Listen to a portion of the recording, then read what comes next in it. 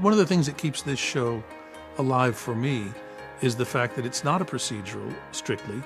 It is not just a chick show. It is, like all the best dramas and comedies, it's a family show. And the dynamics within the family, although it's not all blood family, it is all tribe. You know, because who's it said that you don't get to pick your family, but you get to pick your pals. And these people, you know, it's really an interesting thing that happens when you're lucky, and we are, where you have this chosen tribe.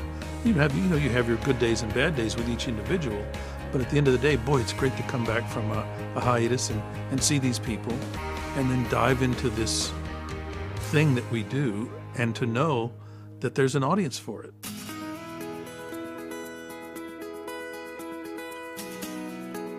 It is difficult in 44 minutes or whatever ad-supported cable program, actual program time is, to keep those two balls in the air, the balls of banter, you know, friendly banter that's entertaining.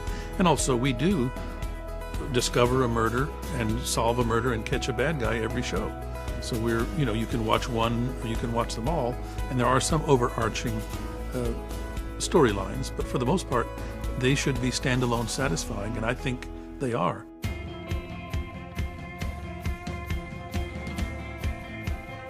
That's a big development this year. I wanted to be in, because most of the homicide detectives in big cities that I know, including Russ Grant, our advisor, wear nice suits.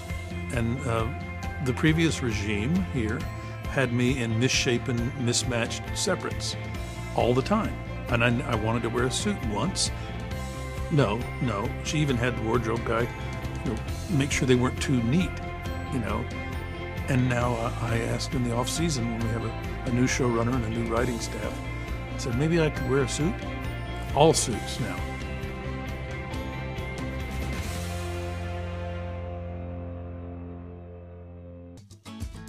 My guy used to be, you know, largely the old guy that he can be smart when you need him to be, but mostly he's the butt of jokes. And he's got what he thinks is a heart attack that turns out to be gas, and he's soaking his feet, and you know, stuff like that I had to sort of do because it's what they wrote. Again, I don't get script approval.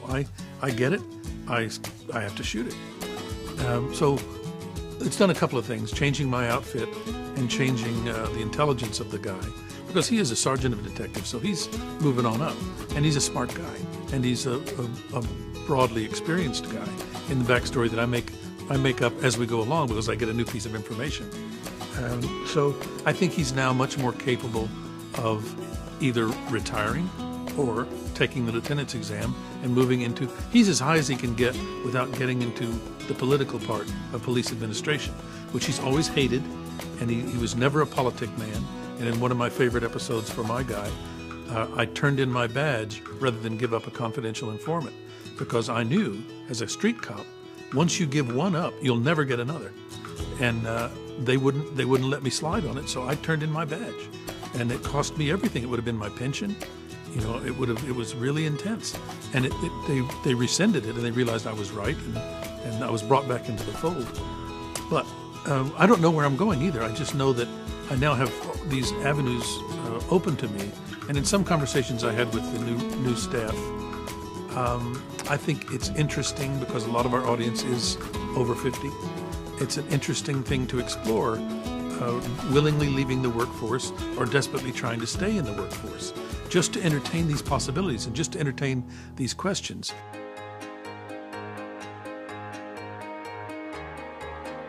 I don't know how long we'll go. I really don't.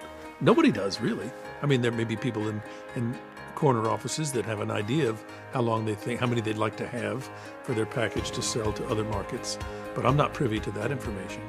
So I just keep an open mind and try to get sleep and do my homework so I can be solid on the day and hope for the best and get ready for whatever.